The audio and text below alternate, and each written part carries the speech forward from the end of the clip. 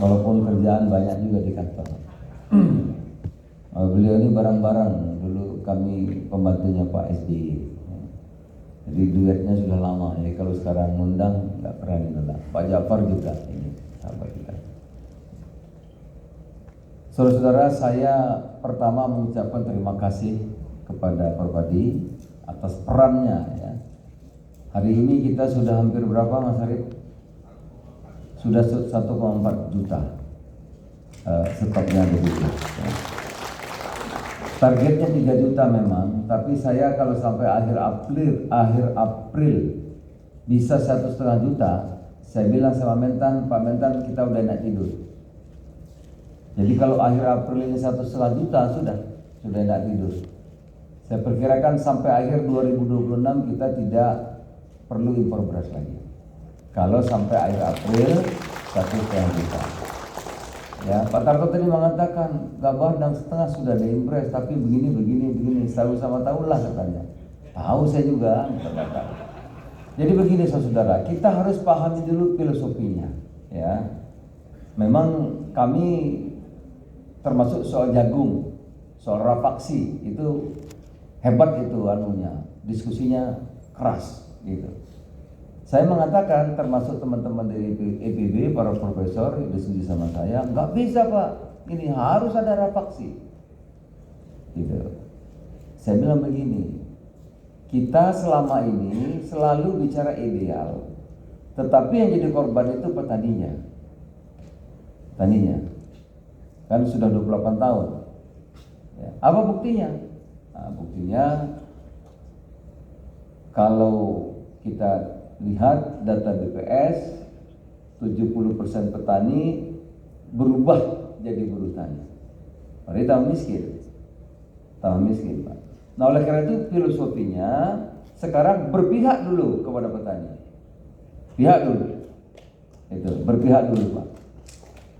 Tepuk tangan boleh nggak dilarang? Jadi filosofinya kita dengan Pak Mentan berpihak dulu kepada petani agar petani itu makmur. Ya kalau paling dirugikan nggak apa-apa, negara subsidi artinya subsidi. Nah agar petani ini dapat harga yang layak sudah ada impres 6 ya, itu harus dibeli dengan 6.500. Bagaimana caranya? Ya harus beli gabah. Karena kalau beras nanti tengkulaknya main lagi Pak. Nah, sekarang aja masih, kadang-kadang masih sedikit masih, walaupun 90% sudah bagus. Ya. Berapa rafaksinya? Gitu. Saya katakan rafaksinya 6.500 itu berapa yang bisa dikerjakan oleh petani? Kalau Bulog kasih 14, saya bilang bisa nggak petani bikin 14? Nggak bisa Pak, masih ada dryer. Ya kalau nggak bisa kan kita artinya tidak memberikan petani harga 6,5. 6,5 itu rafaksi yang bisa dikerjakan oleh petani. Berapa? Tadi saya tanya lagi, antara 25 30 yaitu. Ya rafaksinya itu, kalau mau dikategorikan rafaksi oke, yaitu antara 25 30. Yaitu dia rafaksinya. 6.500 itu. Kita berharap petani terima 6.500. Penggilingannya gimana? Kalau harga beras 12.000 kan nggak bisa untung. Nah kita mau berharap betul penggiling padi membelinya gabah sehingga gabah di petani harga bagus. Penggilingan padi kan dapat berapa Pak? Dapat ongkos toh? Ah itu kira-kira. Ya jadi kira-kira win-win Pak. Begitu juga jagung. Jagung termasuk Pak Dirut Bulog, Pak harus ada rafaksi 14 Pak kalau 5.500. Kami sekali kita harus berpihak kepada petaninya dulu. Kalau kita mau swasembadanya berkelanjutan. Berapa yang bisa dikerjakan oleh petani? Teman-teman bilang 28. Ya kalau itu 5.500 itu 28. Rafaksi 28. Kalau gitu Pak, kalau yang kering yang 14 gimana? Itu harganya 7.000 silakan. Ada juga pabrik yang beli 7.000 ya nggak apa-apa, kan Bulog fungsinya stabilisasi. Kalau petaninya punya rafaksi sampai bagus, sampai dikeringkan dia punya dryer ya, dijualnya terus katanya 7.000 ya nggak apa-apa dong Pak. Karena kualitas lebih bagus, dia jual lebih bagus kan nggak apa-apa. Kan Bulog sebetulnya fungsinya sebagai stabilisasi. Contohnya menurut BPS kan kita harusnya 3,5 juta, Bulog hanya kita minta 1,5 juta. Berarti yang 2 juta kan ke pabrik-pabrik yang lainnya. Itu mengenai apa tadi Pak. Yang berikutnya, Bapak Presiden ini ingin sekali. Ini memang saya juga lama mendukung Pak Prabowo, hampir 15 tahun. Tapi saya salah ngitung. Karena dulu belum menang itu kan biasanya beliau itu nyampaikan visi misi. Jadi belum praktek. Begitu praktek luar biasa. Kalau yang saya kira tadi segini, pikir beliau itu jauh sekali. Dan yang senangnya itu keberpihakan kepada rakyat itu luar biasa. Luar biasa. Jadi memang Pak Prabowo, Pak Presiden kita ini seorang patriot. Dan ekonominya adalah pasal 33 dan asas gotong royong. Ya, beliau tidak sepakat kalau kekayaan itu hanya bergulir 2-3 orang muter-muter itu saja. Harus diperluas. Ekonomi kerakyatan pasal 33. Oleh karena itu saudara, swasembada pangan itu baru bagian. Ya. Kita tidak hanya tujuannya swasembada pangan beras, tidak. Itu baru bagian. Bagian daripada rencana besar beliau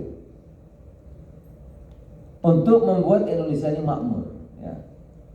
Oleh karena itu sudah terbit lagi Impres nomor 9 akan kita bangun Kopdes, Koperasi Desa Merah Putih. Kopdes itu ingin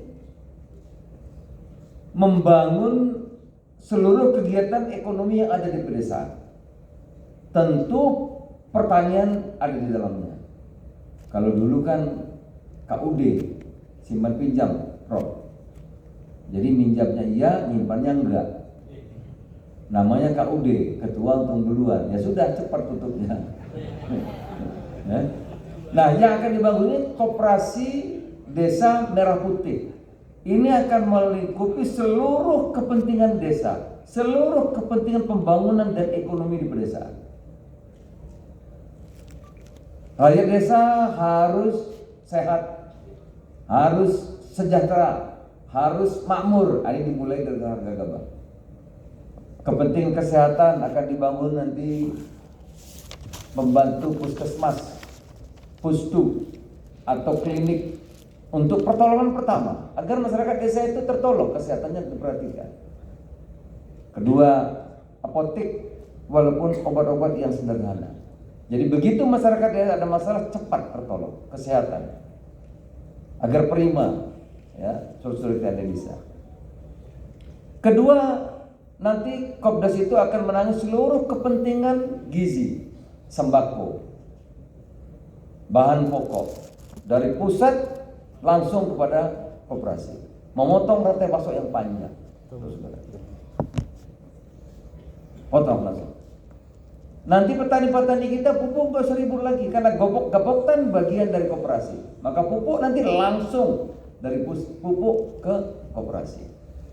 Sehingga peran middleman, peran tengkulak-tengkulak dipangkas. Yang makan rantai pasok dipangkas, yang tengkulak juga dipangkas. Saudara.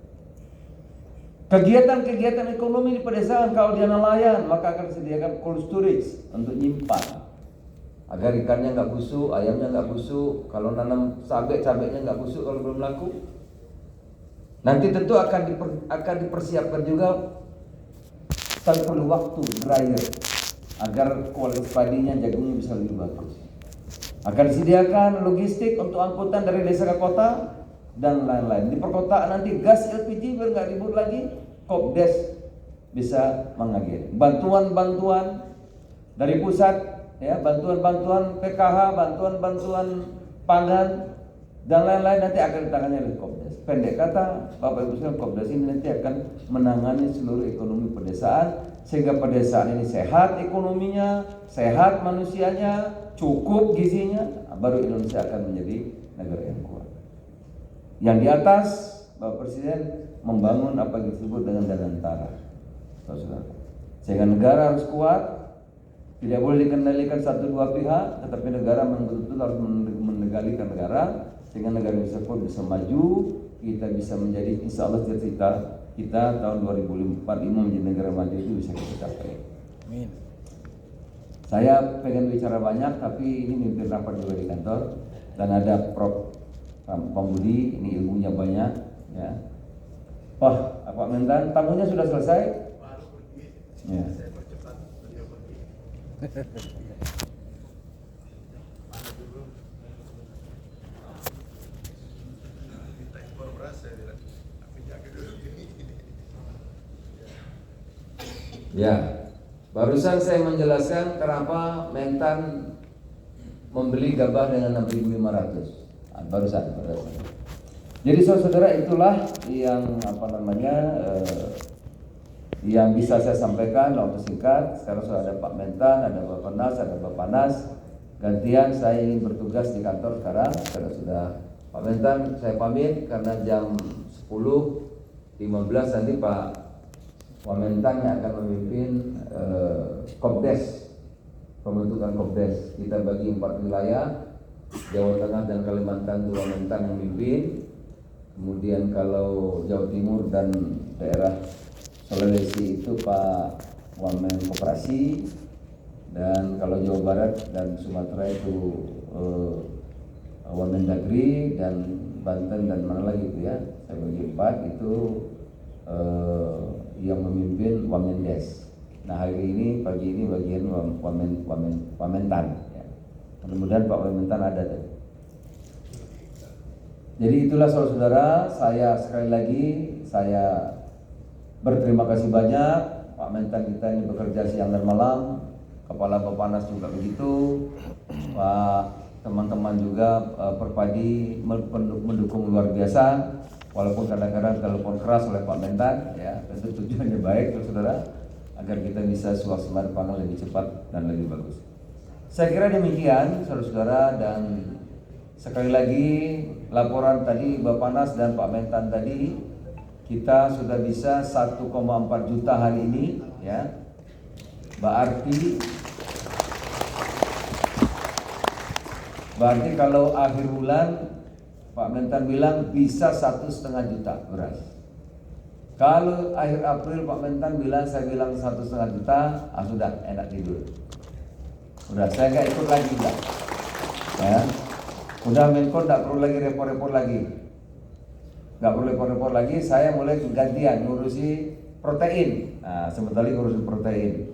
Ngurusi ikan, ngurusi ayam, telur dan lain-lain, kemudian Kopdes, kemudian juga nanti banyak pekerjaan-pekerjaan lain. Karena kalau sudah 1,5 juta saudara kita di akhir April ini, sampai akhir 2026 nyenyak tidur insyaallah. Kita tidak akan impor beras lagi. Terima kasih apresiasi untuk bapak-bapak, ibu-ibu sekalian, untuk Indonesia yang lebih hebat dan lebih maju lagi. Assalamualaikum warahmatullahi wabarakatuh.